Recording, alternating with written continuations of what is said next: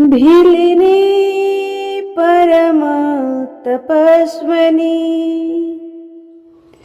सबरी जाको नाम गुरु मतंग कह गए तो ये मिलेंगे राम। मतंग ऋषि सबरी जी से कह कर गए कि राम आएंगे तुमसे मिलने के लिए। सबरी अपनी उम्र बिता दी भगवान के इंतजार में, नित्य प्रति थाल सजाती, राहों में पुष्प बिछाती और भगवान की इंतजार करती, पर निराश नहीं होती और विश्वास कम नहीं होता, क्योंकि गुरु की आज्ञा है, गुरु की वचन है। भगवान राम आए, सबरी जी से मिले, नवदा भक्ति सबरी जी को भगवान प्रदान किए। उसके बाद सबरी परम धाम को गई। भगवान सुग्रीव से मिलने के लिए ऋषिमुख पर्वत की ओर बढ़े। राह में हनुमंत मिले। आगे चले बाहुरी रघुराया, ऋषि मुख पर्वत नियर आया, तहरह सचिव सहित सुगिरीवा।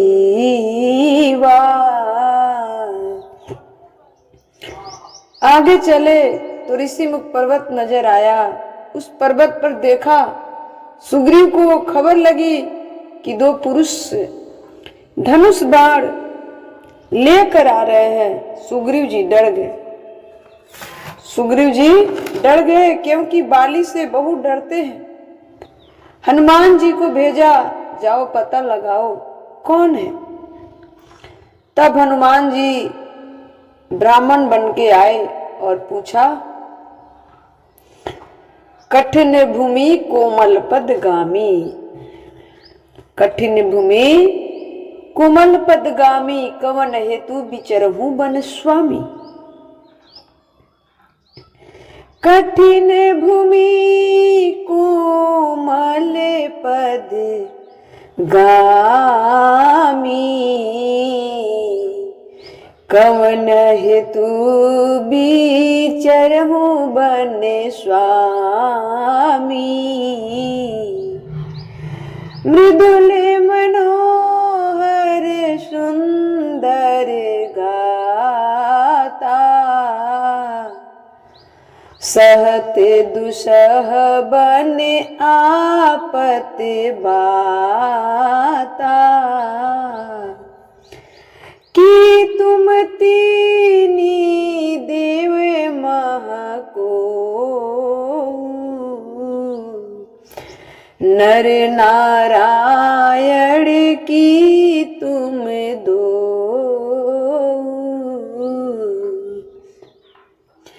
जग कारण तारण भव भंजन हार, जग तारण कारण भव भंजन धरनी भार, कि तुम अखिल भुवन पति लीन मनुज अवतार। हनुमान जी ब्राह्मण बनकर आए और उन्होंने ब्राह्मण बन के पूछा, कठिन कोमल भूमि, भूमि मतलब बड़ी कठोर है, पाँव में चप्पल भी नहीं है, कौन है आप, हमें बताइए। इस वन में आप सुकुमार दो युवक आप क्यों भ्रमण कर रहे हैं? क्या आप नर या नारायण? नारायण तो नहीं है। क्या आप नर नारायण तो नहीं है? भगवान सोचे हनुमान जी राम जी को ना पहचान सके। तब राम जी ने अपना परिचय दिया, मैं कौन हूं। कौशले से दशरथ के जाए, हम पितु बचन मानी बन आए, इहा हरि निश्चर दे ही, विप्र फिरहि हम खोजत ते ही। हम राम लक्ष्मण दशरथ के पुत्र हैं। यहाँ एक रावण ने, एक राक्षस ने हमारी पत्नी का हरण कर लिया, उसी को ढूंढने के लिए निकले हैं। अब हनुमान जी समझ गए कि ये मेरे राम है, ये मेरे राम है। चरणों में गिर पड़े, नाथ अपराधी हूं, मुझे पहचानो, मैं आपका दास हूं। राम जी ने हनुमान जी को उठाया नहीं, राम जी ने हनुमान जी को उठाया नहीं। हनुमान जी ब्राह्मण बनकर पड़े हैं ना, हनुमान जी ब्राह्मण बन के पड़े हैं ना, तो राम जी उठाया नहीं। मैं बार बार ये विनती करती हूं कि भगवान के चरणों में जब भी जाओ तो ज्यादा सज संवर कर मत जाओ, वरना भगवान नहीं लगाएंगे सीने से। क्यों?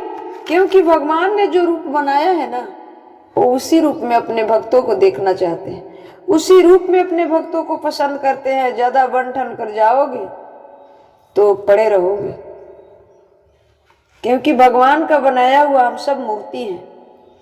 और जिसने बनाया, जिसने पाला, जिसने पोसा, जिसने सब कुछ किया, और उसी के सामने जब हम जाएं तो अपनी बुद्धिमानी दिखाकर जाएं, मेकअप करके जाएं, श्रृंगार करके जाएं, आवश्यकता से अधिक श्रृंगार करके जाएं, तो परमात्मा है ना, वो तो परमात्मा है, वो तो सब कुछ जानने वाले हैं, अंतर्यामी है। तो हनुमान जी ब्राह्मण का वेश धारण करके गए थे भगवान के पास। हनुमान जी तो नहीं पहचान पाए, पर भगवान राम तो पहचान गए कि हनुमान है। परंतु जब ब्राह्मण रूप में आए हो तो मैं तब तक नहीं स्वीकार कर सकता हूं जब तक तुम असली रूप में नहीं आओगे। तुम्हें वास्तविक रूप में आना पड़ेगा हनुमंत। हनुमंत जी ब्राह्मण बने पड़े हैं, ब्राह्मण बनकर भगवान राम के चरणों में पड़े हैं।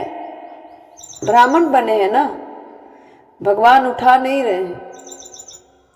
जब हनुमान जी अपने वास्तविक रूप में आए, बंदर के रूप में आए, तब हनुमान को उठाकर राम जी ने हृदय से लगाया। अपने वास्तविक रूप में जब हनुमान जी आए तो हनुमान जी को उठाकर भगवान हृदय से लगाए। भगवान कहते हैं कि कपट का रूप मुझे नहीं चाहिए। हनुमान जी को बड़ा गलानी हुई कि मैं अपने प्रभु के सामने, मैं अपने विद्वता का और मैं अपनी कला का प्रचार कर रहा था। हनुमान जी को गलानी हुई, बहुत गलानी हुई।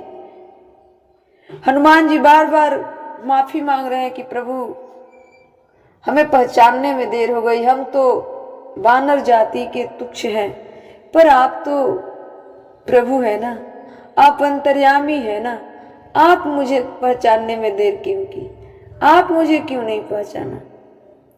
भगवान कहते हैं कि मैं अपने भक्तों को वास्तविक रूप में ही देखना चाहता हूं। वास्तविक रूप में आओगे तभी मैं पहचानूंगा। अपने कला की, अपने विद्वता की, अपने बुद्धि की प्रचार करने आओगे, बुद्धि के दृष्टि से बन सज कर आओगे तो मैं नहीं पहचान सकता, मैं उसे स्वीकार नहीं करता। इसलिए भगवान के पास जब भी जाओ, गुरु के पास जब भी जाओ, अपने वास्तविक रूप में जाओ।